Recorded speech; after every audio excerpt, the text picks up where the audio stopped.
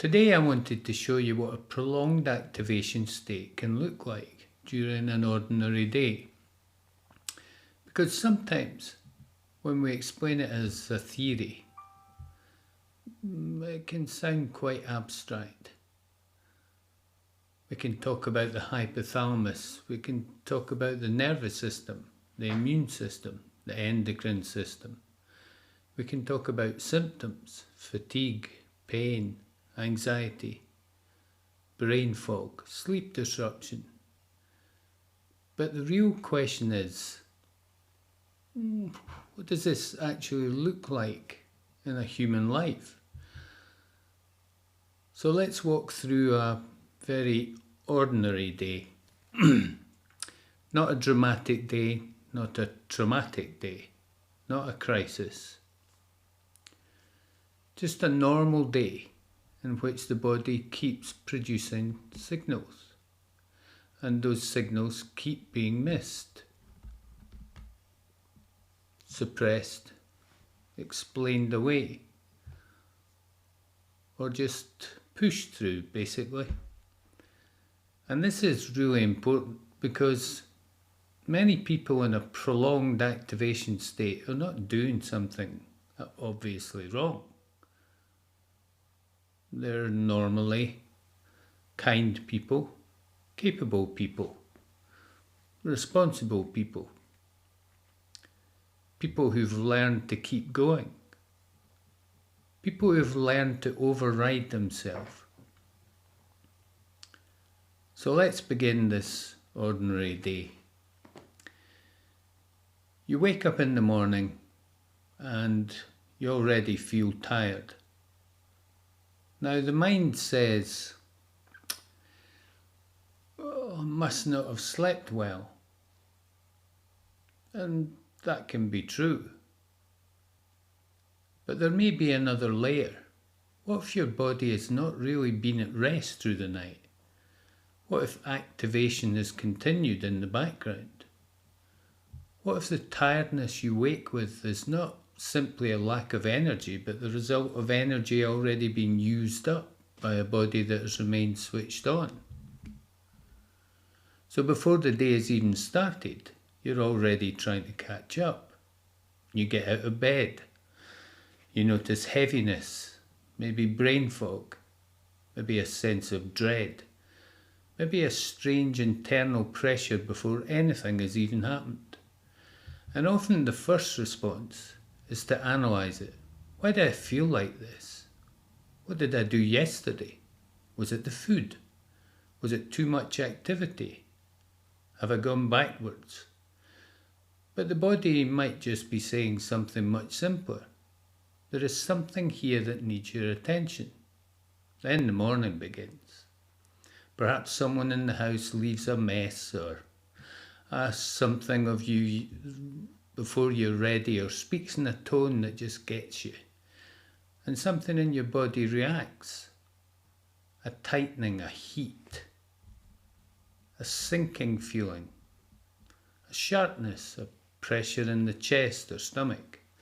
This is not the mind being negative. This is the body producing a signal. Very quickly, however, the mind steps in and says, "It's fine, don't make a fuss, it's not worth it, they didn't mean anything by it. I should be more tolerant." And so the signal is not followed. The body has produced information, but the person has overridden it. That is one small moment of continued activation. Then the day moves on. You check your messages. There's an email you don't want to answer. A request you don't want to say yes to. A responsibility that feels too much. Again, the body responds first. You might feel irritation, resistance, a sinking feeling, a little internal no. But the mind says, "I'll just do it. It'll be quicker if I get it out of the way. I don't want to disappoint them. I don't have a choice." And again, the body's signal is pushed aside. Not because you're weak, but because you're doing recovery the wrong way. But because this has probably been your pattern for a long time, keep going, be good, be helpful, don't upset people, don't listen too closely to what you actually feel. Then perhaps you reach late morning. You've done very little physically, but you already feel exhausted. And this is where people often become confused. They say, I don't understand, I haven't done anything. But from the body's point of view, you may have done a lot. You may have suppressed anger. You've ignored resentment. You've overridden your no. You've tried to please. You've kept going while internally bracing. That is not nothing. That is work. It may not be physical work, but it is biological work. And in a prolonged activation state, that work has a real cost. Then comes lunch. You try to rest, you sit down, maybe you scroll. Maybe you watch something. Maybe you lie down. But you don't really feel restored. And again the mind says, why can't I relax? Why isn't resting working? What is wrong with me? But perhaps rest is not enough because the unresolved body signal is still very active. If the body is producing a signal that says, this is unfair, this is not okay, this needs to be said, this needs to stop, this life contains very little fulfilment, then simply lying down may reduce physical demand, but it does not complete the signal. It does not answer the body. It does not change the life moment the body is responding to. So you may be resting on the outside while still activated on the inside. Then the afternoon arrives. Someone asks for a favour, and before you've even thought about it, your body has already answered. There may be a clear no, a contraction, a heaviness, a flash of resentment. But what comes out of your mouth is, of course. And many people do this so automatically that they barely notice the gap. The body says no, and the mouth says yes. That gap is very important. Because the body does not just respond to what happens to us. It responds to what we do with ourselves in the moment. If we repeatedly abandon our own signal, the body turns up the volume, not as a punishment, not because it has any beliefs, not because it's trying to keep us safe, but because the original signal has not yet been responded to. By late afternoon, the symptoms may be louder: fatigue, pain, sensitivity to noise, brain fog, a wired feeling, a sense of inner agitation. And then the person's mind thinks, I've overdone it. And sometimes, on occasion, there may have been too much physical activity. But very often, the bigger question is, what did I override? Not just what did I do, but what did I feel and not respond to? What did I say yes to when my body said no? What did I swallow? What did I explain away? What did I pretend was fine?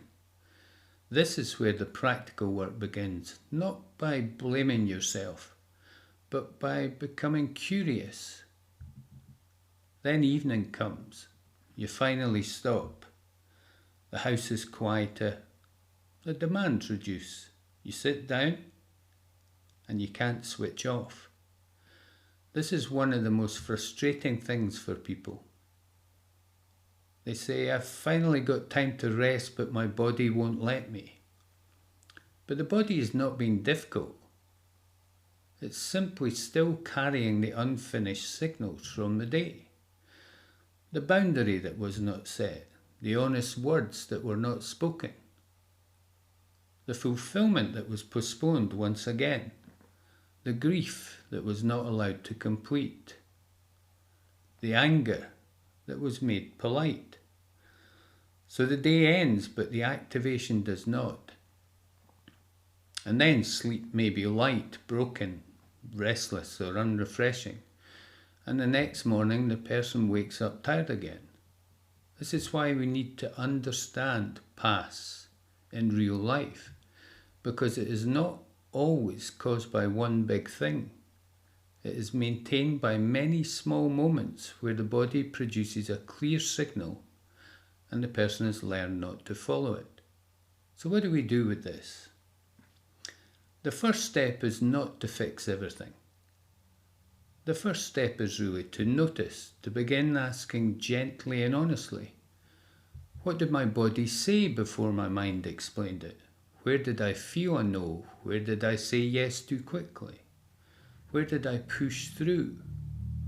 Where did I need honesty, a boundary? This is not about becoming self-absorbed. It's about becoming responsive. Because the body is not simply making symptoms randomly. It's continually responding to the life moment being experienced. And in Mickel therapy, we're interested in those moments, not just the symptoms after the event, but the signal before the symptom escalates. So if you recognize yourself in this day, don't let it become another reason to criticize yourself. That would just be another form of pressure. Instead, use it as a beginning, a way of seeing that your symptoms may not be a mystery. Your body may certainly not be broken, and your energy may not be gone. It may be that a great deal of your energy is being used to maintain activation, because signals are not being responded to. Recovery begins when we learn to notice these signals earlier, respond to them more honestly, and allow the body to complete what it's been asking of us all along.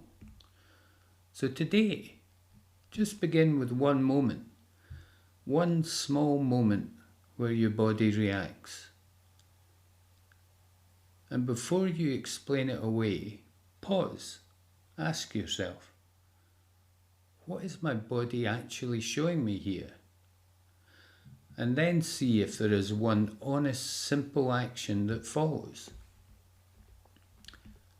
Not a dramatic action, not a perfect action. Just one small movement back towards yourself. Because prolonged activation state does not change through understanding alone. Really, it changes when ordinary moments begin to be lived differently. So I hope that made some sense to you. I'd love to have your comments below, and I'll answer all of them personally. And if you want further information, check the description below. It has all the details of Mickel therapy and the courses that we provide. The website's been updated. It's quite smart and easy to follow, I think. Appreciate your feedback on that as well, of course. Thank you very much. See you next video.